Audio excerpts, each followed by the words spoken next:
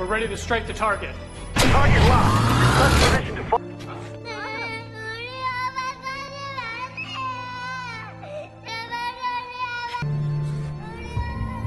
Halo guys, assalamualaikum warahmatullahi wabarakatuh. Ketemu lagi barengan aku Caca. Terima kasih untuk kalian yang sudah klik channel ini. Hari ini aku mau ngajak kalian nonton film bareng lagi. Dan kali ini film Korea guys, judulnya The Flu. Langsung aja yuk kita mulai ceritanya. Pada awal film diperlihatkan sekelompok imigran gelap yang akan diselundupkan dari Hong Kong dengan menggunakan kontainer. Tampak salah satu dari mereka sedang batuk-batuk. Tapi ketika ditanya, ia mengaku bahwa dirinya baik-baik saja. Beberapa hari kemudian, kontainer berisi manusia itu pun tiba di kota Bundang, Korea Selatan. Scene lalu beralih cerita ke suatu tempat di proyek pembangunan jalan raya. Tampak di sana regu penyelamat sedang berusaha untuk menolong seorang wanita cantik yang mobilnya terperosok masuk ke dalam lubang galian proyek. Wanita cantik itu bernama Kim In Hee. Seorang petugas berpengalaman bernama Kang Jiko dengan susah payah harus berpacu dengan waktu untuk menyelamatkannya. Ia bahkan tanpa sengaja membuat pakaian wanita itu tersangkut dan robek. Yang mana hal itu membuat wanita itu marah. Karena ia mengira Jiko sengaja merobeknya. Dan benar saja, telah sedikit saja maka nyawa gadis itu melayang. Mobil yang ditumpangi gadis itu terjatuh ke dasar galian yang sangat dalam. Rupanya, kecantikan In Hee membuat Jiko terpesona. Dan sahabatnya yang bernama Baekhyun meledeknya. Ia mengatakan wanita itu tak akan mau dengannya. Dan tiba-tiba HP Jiko berbunyi. Rupanya itu adalah dari In Hee yang memintanya datang kembali ke TKP. Jiko yang bersemangat segera datang dengan dandanan terbaiknya. Namun ia sedikit kecewa karena ternyata In Hee hanya memintanya untuk mengambil dokumennya yang ada di dalam mobil yang terjatuh. Jiko yang kecewa pun menolak permintaannya. Lagi pula lubang itu kini telah dipasang garis polisi. In Hee pun memaksanya masuk ke dalam lubang itu lagi. Dan Jiko pun melarangnya karena itu sangat berbahaya. Tapi ternyata hal itu malah membuat In Hee terjatuh dan terluka. In Hee yang marah kepada Jiko pun meninggalkannya. Kemudian tampak dua orang kakak beradik tukang jual beli manusia datang untuk membuka kontainer berisi imigran gelap itu. Mereka adalah Byung-ki dan Byung-woo. Mereka pun tampak terkejut karena ternyata seluruh orang di dalam kontainer itu semuanya telah mati. Kecuali seorang remaja yang bernama Monsai. Dan mereka pun kemudian membawa Monsai pergi ke suatu tempat menggunakan mobilnya. Byung-ki dan Byung-woo yang sedang membawa Monsai sudah sampai di suatu tempat. Tapi Byung-ki mengatakan kepada saudaranya Byung-woo bahwa ia tiba-tiba merasa tidak enak badan. Wajahnya terlihat pucat dan badannya terasa lemas. Namun tiba-tiba mereka melihat dari spion mobilnya Monsai melarikan diri.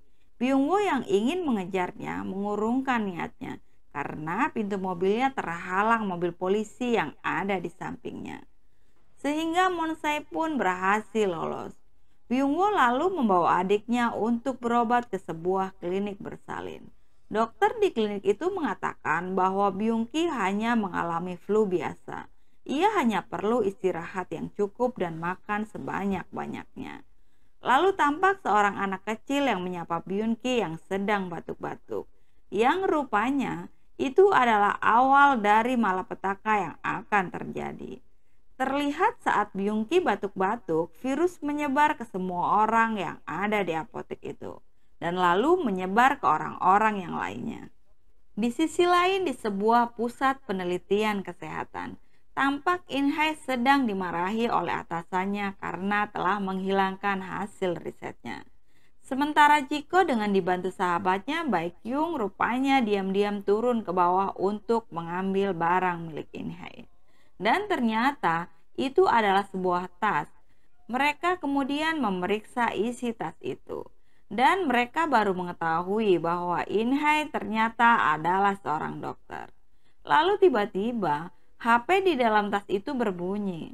Ternyata itu adalah dari seorang anak kecil yang mengaku sebagai anaknya Inhai yang bernama Kim Mire yang memintanya untuk dijemput. Chiko kemudian menemui anak itu untuk mengembalikan tas ibunya. 절대 말하지 말라고 했거든. 이거 봐봐. 그럼 맞아. 우주대 의사는 뭐 병원 가야. 주세요 우리 엄마 가. Kini flu itu telah menyebar semakin luas, mulai dari kantor, pasar, sekolah, dan banyak lagi. Keadaan Byung-ki juga semakin mengenaskan. Para dokter yang memeriksanya menemukan di HP Byung-ki sebuah rekaman video saat Byung-ki dan Byung-woo di kontainer yang dipenuhi para mayat imigran ilegal itu. Inha yang kebetulan adalah dokter yang menangani Byung-ki mengatakan kepada bosnya bahwa kemungkinan Byung-ki telah tertular dari kontainer yang ada di video HP-nya. Mereka segera bertanya kepada Byung-ho mengenai lokasi kontainer itu. Tapi Byung-ho berkelit dan malah mengamuk. Ia memaksa untuk menemui adiknya yang sudah tewas.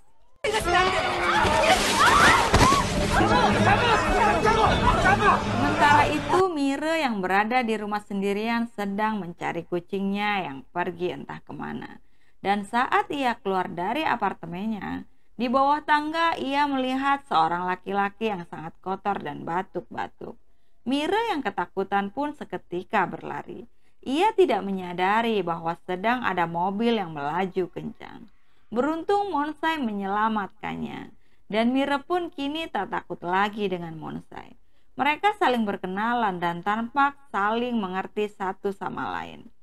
Mire yang melihat Monsai sedang sakit, mengatakan kepadanya akan mencarikannya bantuan dan meminta Monsai untuk menunggunya. 몽사이 맞지? Mire kemudian bertemu dengan Chiko dan meminta tolong kepadanya. Namun ternyata Monsai telah pergi. Chiko yang merasa kasihan dengan Mire kemudian membantunya mencari Monsai. Chiko kemudian mengajak Mire untuk jajan es krim di mall. Mire mengatakan bahwa ayahnya telah meninggalkan mereka berdua dan pergi ke Amerika. Sementara kini para dokter telah menemukan kontainer berisi mayat-mayat itu. Dan mereka pun membakarnya. Namun rupanya tikus-tikus yang ada di kontainer itu berlarian dan menyebarkan virus ke seluruh pelosok kota.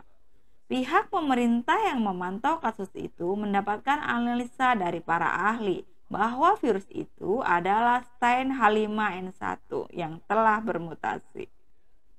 Dan orang yang terinfeksi akan segera mati kurang dari 36 jam. Dan itu bisa menyebar lebih luas lagi ke seluruh Korea. Pemerintah pun kemudian memutuskan untuk segera mengisolasi kota Bundang. Tapi rupanya wali kota Bundang tidak begitu saja percaya dengan analisa yang diberikan oleh para ahli kesehatan. Sampai tiba-tiba dari dalam gedung mereka mendengar suara dentuman yang sangat keras di jalanan. 알아서 하면 될 거 아니야!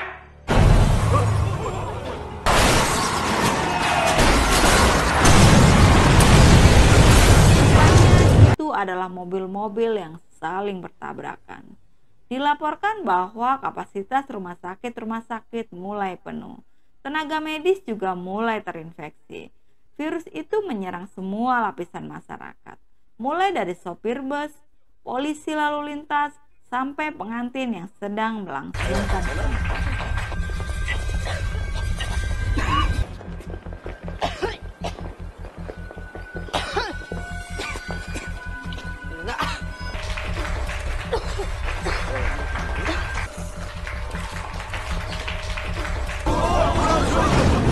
Di sisi lain, Mire rupanya juga mulai merasakan demam, dan Chiko pun membawanya pergi. Namun tiba-tiba Chiko melihat seorang anak terjatuh dari lantai atas. Chiko pun segera meletakkan Mire yang ada di gendongannya untuk menolong orang itu. Dan tanpa disadari, Mire terbangun dan mencarinya. Sementara pemerintah memeriksa kembali rekaman video kontainer itu. Mereka melihat ada seseorang yang selamat dari dalam kontainer itu. Dan mereka pun memutuskan untuk mencari orang itu untuk diambil sampel darahnya. Terlihat Chico yang kebingungan karena telah kehilangan Mira. Pemerintah kemudian mengumumkan keadaan darurat nasional dan memutuskan untuk mengkarantina Kota Bundang. Dan hal itu membuat kepanikan masyarakat yang akhirnya melakukan penjarahan. Para pejabat dan para ahli juga dievakuasi menggunakan helikopter. Tapi Inhe memutuskan untuk mencari anaknya. Setelah mencari ke sana kemari, Chico dan Inhai akhirnya berhasil menemukan Mira yang terjebak di antara orang-orang yang sedang menjara.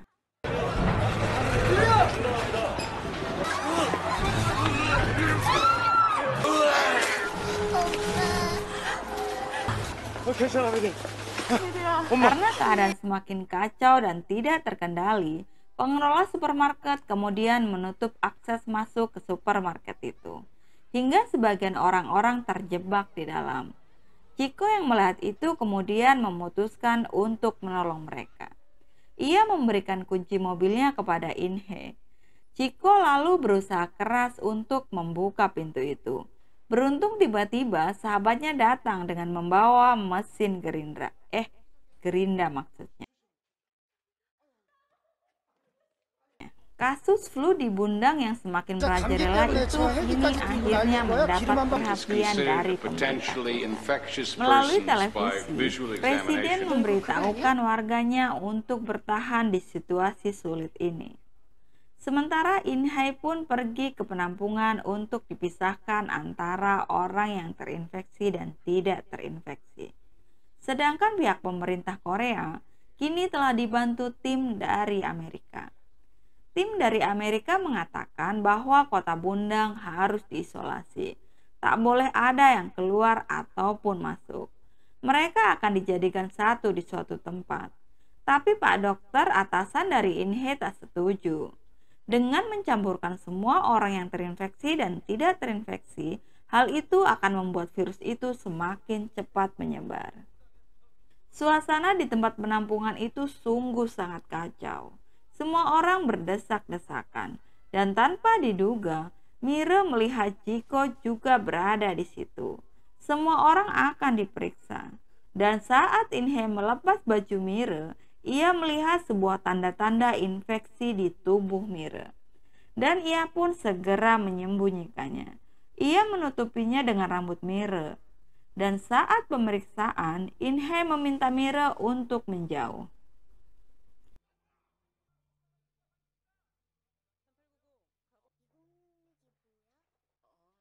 Ia juga melarang Chico untuk mendekati anaknya. Dan hal itu membuat Chico kebingungan. Ia tak tahu hal apa yang telah diperbuatnya hingga Inhe marah padanya. Para petugas juga berlaku kasar kepada siapapun yang protes atau mengeluh.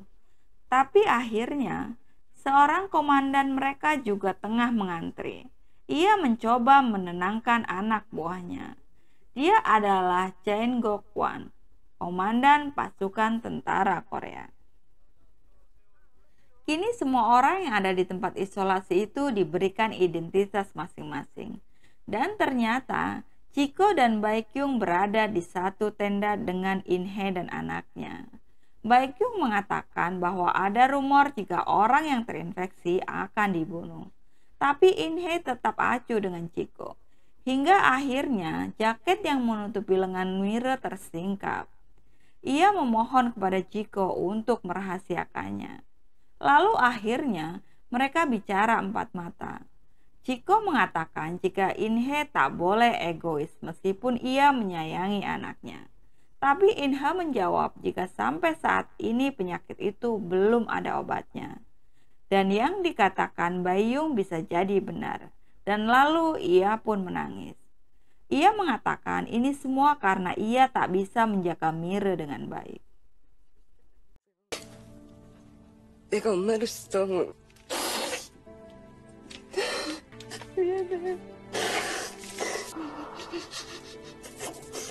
Petugas lalu memeriksa tenda satu persatu. Dan orang yang selama ini mereka cari ada di situ. Dia adalah Monsai.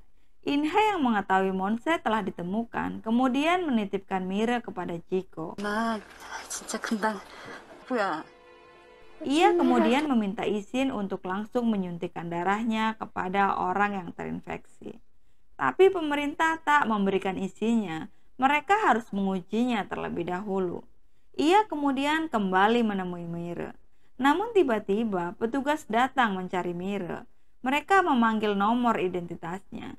Chiko yang tahu kekhawatiran Inhe lalu mengaku bahwa itu adalah identitasnya, yaitu nomor 2966. Chiko kemudian dibawa ke tempat orang-orang yang terinfeksi. Ternyata meskipun sudah 48 jam, pihak Amerika dengan didukung Perdana Menteri mengatakan jika orang yang tidak terinfeksi belum bisa dikeluarkan. Dan Presiden Korea kemudian mengatakan kepada Perdana Menteri, apakah mereka bukan warga Korea? Dan orang Amerika itu mengatakan jika ini bukan soal Korea saja. Karena jika mereka dikeluarkan, dikhawatirkan virusnya akan menyebar ke seluruh dunia. Sementara itu, Inhai terus mengawasi Monsai.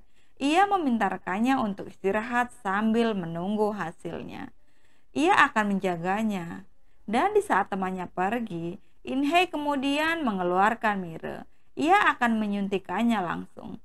Karena kini keadaan Mire sudah dalam masa kritis dan tak bisa lagi menunggu hasil tes. Monsai yang tidak mengenal Inhe menjadi ketakutan. Tapi Inhe memohon. Ia membuka masker Mire. Monsai yang masih mengenali Mire kemudian memberikan darahnya. Inhe dengan cepat memprosesnya. Namun rupanya Kapten John melihat tindakan Inhe dan dia pun melaporkannya. Para tentara segera masuk dan mengambil Mire. Inhe yang mengamuk ditembak bius.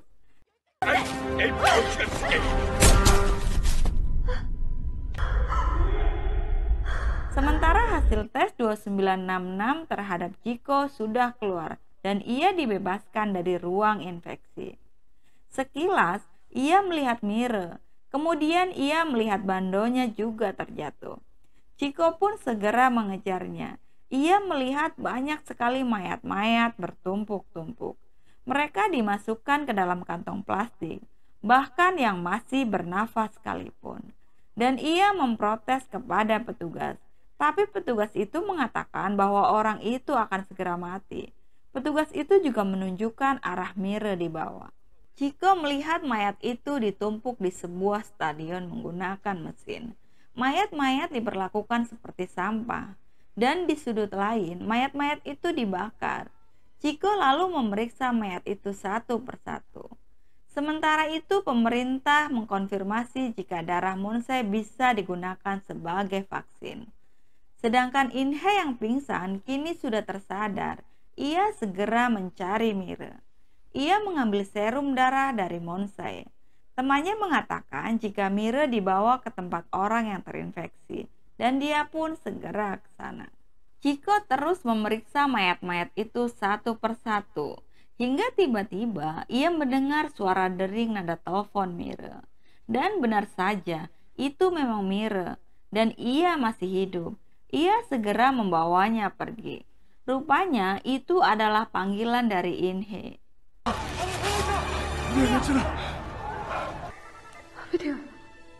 Kini keadaan di tempat isolasi itu semakin kacau dan tak terkendali. Orang-orang sudah mengetahui tentang pembunuhan massal itu. Dan mereka semua kini mengamuk. Monsai kini telah dibawa menggunakan ambulan. Dan orang-orang yang mengetahui itu menyerbu ambulan itu. Dan hal itu membuat radio Inhe terjatuh. Monsai yang melihat itu keluar dari ambulan untuk mengambilnya.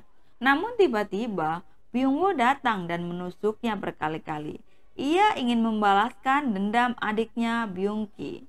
Ia pun ditembak mati.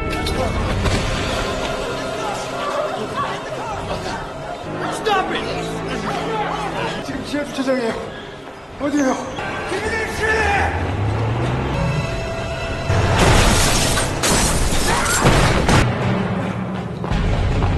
Kini Inhe Inhe dan Mire terpisah, tapi ia masih bisa terhubung dengan Chiko. Ia menanyakan keadaan Mire, dan Chiko pun mengatakan jika kini keadaan Mire telah membaik. Demamnya telah hilang. Inhe meminta Chiko untuk membawanya keluar kota Bundang. Mereka akan bertemu di sana. Darah Mire akan bisa digunakan. Tetapi tiba-tiba Kapten Cheon melihat Chiko sedang menggendong Mire. Ia ingin merebutnya karena ia juga terinfeksi. Pemerintah telah memblokade jalan keluar kota Bundang. Tawuran terjadi di mana-mana. Petugas dari Amerika mengatakan kepada presiden bahwa mereka harus melakukan protokol militer. Dan hal itu membuat presiden marah. Kini keadaan Mire semakin membaik. Sementara itu Monse tak dapat lagi bertahan. Ia menghembuskan nafasnya. Di sisi lain, kerusuhan semakin menjadi. Dengan dipimpin Kapten Cheon, mereka akan menyebarkan virus itu ke kota Seoul. Kapten Cheon terus membuntuti Chiko, dan pejabat Amerika terus mendesak Perdana Menteri untuk melaksanakan protokol militer. Dan akhirnya, Pak Perdana Menteri mengizinkan penembakan tentara kepada warganya. Dan para tentara telah bersiap. Kapten Jo akan menembak Chiko. Tapi Baekhyun yang melihat itu membelokkan tangannya hingga tembakannya mengenai tentara yang sudah siaga. Dan kini para tentara itu menembaki rakyatnya sendiri. Kerusuhan semakin menjadi. Presiden dan Perdana Menteri juga terlibat perdebatan sengit. 명령했습니다.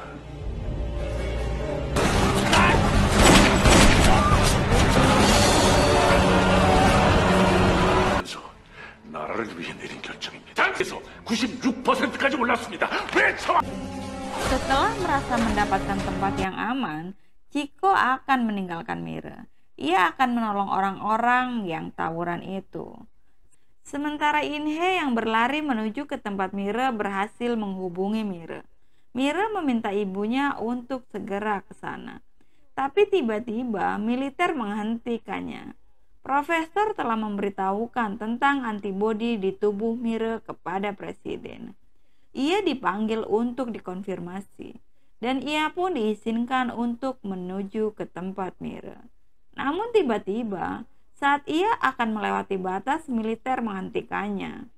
Pejabat Amerika itu memerintahkan tentara untuk menembak siapapun yang melewati garis batas orange itu. Di sisi lain, Kapten Cheon secara tidak sengaja menemukan Mire yang sendirian dan ia membawanya untuk diambil darahnya. Tapi tiba-tiba Baekhyun muncul dan melindungi Mire. Dan mereka pun bertarung. Chiko yang telah kembali kemudian membantu Baekhyun. Tapi Kapten Cheon sangat kuat. Bahu-membahu mereka mengalahkan Kapten Cheon.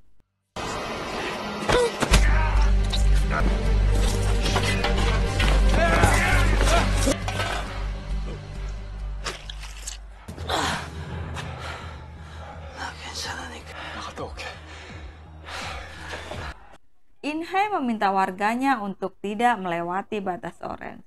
Namun tiba-tiba Mire muncul di antara orang-orang itu. Ia berlari ke arah ibunya. Pun demikian dengan Inhe. Chiko juga menyusulnya. Tentara tetap menembaki mereka hingga mengenai bahu Inhe.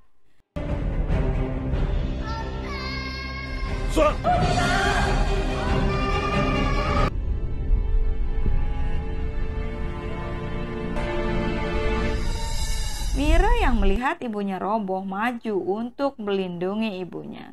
Dan tentara itu pun menghentikan tembakannya.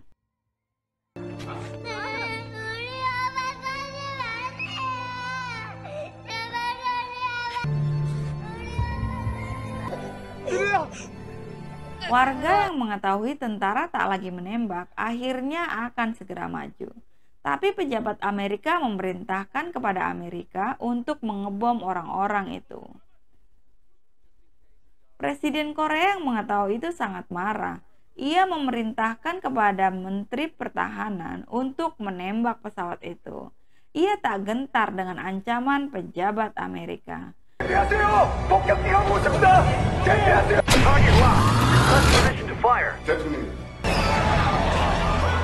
Dan akhirnya, pesawat-pesawat itu kembali ke pangkalan mereka. Presiden kemudian memberitahu kepada rakyatnya untuk tenang. Pemerintah tidak akan menelantarkan rakyatnya. Presiden mengatakan akan bertanggung jawab penuh kepada dunia jika Mire tak memiliki antibodi. Dan film pun usai. Kini Chico berhasil menjadi ayah Mire. Oke guys, itu tadi alur cerita dari film yang berjudul The Flu. Semoga teman-teman terhibur ya. Jika teman-teman suka dengan film-film yang ada di channel ini, aku minta bantuannya untuk subscribe, like, dan juga share ya. Sampai ketemu di video aku selanjutnya. Sampai jumpa. 오늘 질병관리본부는 분당 시민들에게 우선